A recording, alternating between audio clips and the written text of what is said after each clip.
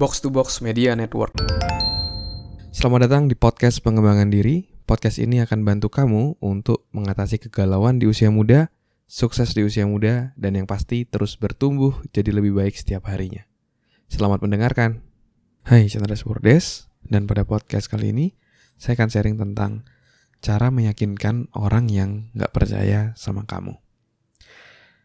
Dan ini saya menjawab pertanyaan dari DM Instagram saya ya. Ini username-nya agak-agak sulit, agak Korea-Korea kayak gitu. Sepertinya fans Korea gitu ya. Selamat sore. Boleh saya bertanya gimana cara agar bisa meyakinkan seseorang agar percaya dengan kita, dengan apa yang kita alami?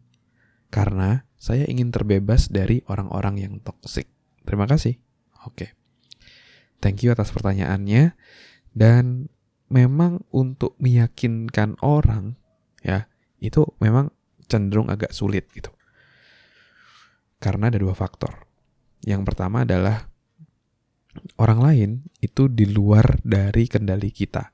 Dia mau percaya atau enggak itu ada di luar kendali kita. Itu adalah keputusannya dia.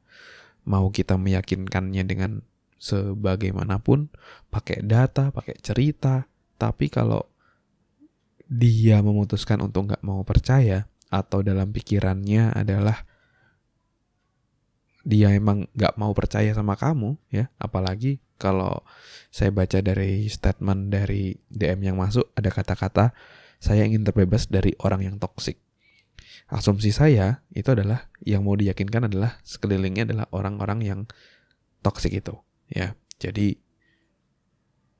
akan sangat sulit ketika kita mau meyakinkan seseorang yang memang pada dasarnya udah toksik, udah berpikir negatif sama kita, udah memang gak mau percaya. Ketika seseorang udah punya mindset seperti itu, sebagaimanapun kita meyakinkan, pasti gak akan masuk di dia. Oke.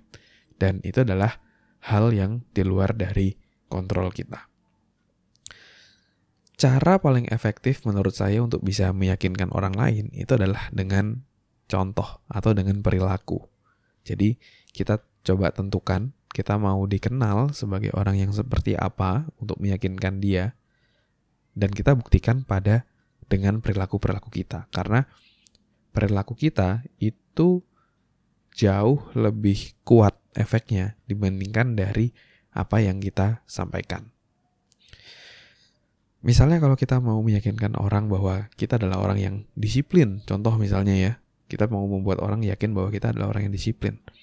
Kita kalau misalnya cuma sekedar bilang, saya orangnya disiplin loh, tapi ternyata kita sering telat.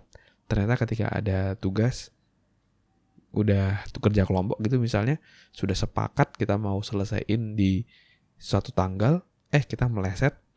Nah, orang gak akan percaya sama apa yang kita sampaikan. Jadi, kamu bisa meyakinkannya yaitu dengan perilaku detailnya seperti apa, perilaku kuncinya seperti apa, sehingga mereka bisa melihat perilakumu, contohmu, dan dia akan jauh lebih yakin kepada kamu ya. Di pertanyaan tidak dijelaskan secara detail mau meyakinkan apa, jadi jawaban saya mungkin tidak terlalu spesifik. Dan kalau kamu mau bertanya ya, kalau kamu mau bertanya pada saya, silakan DM di @andreasburdes, dan semakin spesifik, itu akan semakin baik. Saya akan bisa bahasnya jadi semakin detail. Oke? Jadi itu ya, cara meyakinkannya yaitu adalah dengan menunjukkan perilaku-perilaku kita, bukan dari kata-kata kita. Itu adalah cara yang paling optimal. Selanjutnya, apakah dia mau percaya atau enggak, yaitu keputusan dia. Kalau saya baca dari statement rekan kita yang DM saya ini, ada kata-kata karena saya ingin terbebas dari orang-orang yang toksik. Nah, ini mungkin teman-temannya ya. Nah, kalau misalnya seperti ini, saran saya adalah kamu harus membangun circle yang baru, membangun teman-teman yang baru, yang jauh lebih suportif, yang tidak toksik, yang bisa membuat kamu jadi jauh lebih bertumbuh. Karena kita itu adalah rata-rata dari orang sekitar kita. Kalau misalnya orang sekitar kita toksik, kita bisa akan terpengaruh jadi toksik. Ya. kita akan jadi toksik buat orang lain juga. Dan yang paling gak enak adalah mungkin kamu juga udah ngerasain kalau kamu deket sama orang yang toksik, hidup jadi gak enak kayak gitu. Berpikir negatif, sering gosip misalnya, apapun itu, ya malah jadi gak enak. Kenapa enggak? Kamu membangun ya circle baru, ya sahabat-sahabat baru yang jauh lebih suportif dengan kamu, yang kamu bisa jadi bertumbuh di sana, sehingga kamu bisa jadi jauh lebih baik. Saran saya sih, mendingan cari teman yang membuat kamu jadi jauh lebih baik dibandingkan yang toksik. Lalu apakah kamu harus meninggalkan gitu ya teman-temanmu itu? Nah, jadi prinsipnya adalah kamu harus baik sama semua orang. Begitupun dengan teman-temanmu yang kamu rasa toksik. Tapi ya, kamu harus baik sama mereka juga. Tapi kamu harus pilih sahabat-sahabat terdekatmu, ya. Karena kehidupanmu adalah rata-rata dari orang-orang terdekatmu. Jadi kamu baik sama semua orang, itu wajib. Bahkan sama orang yang kita nggak suka pun, kita harus baik. Tapi kita harus memilih sahabat-sahabat, memilih orang-orang terdekat kita yang positif, yang mau mendorong kita jadi jauh lebih baik dan mau bertumbuh untuk jadi jauh lebih baik.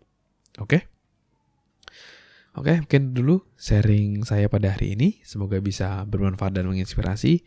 Kalau kamu merasa podcast ini bermanfaat, kamu bisa kasih rating bintang 5 di Spotify. Silakan masuk di profile podcast saya. Di bawah deskripsi ada rating, silakan diklik dan berikan rating bintang 5.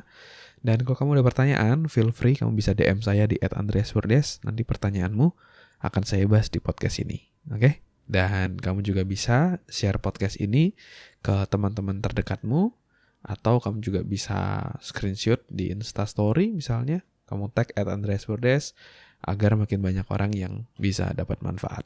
Oke? Mungkin itu dulu. Thank you semuanya udah ngedengerin podcast kali ini. Semoga bermanfaat. Sukses selalu. Never stop learning because life never stop teaching.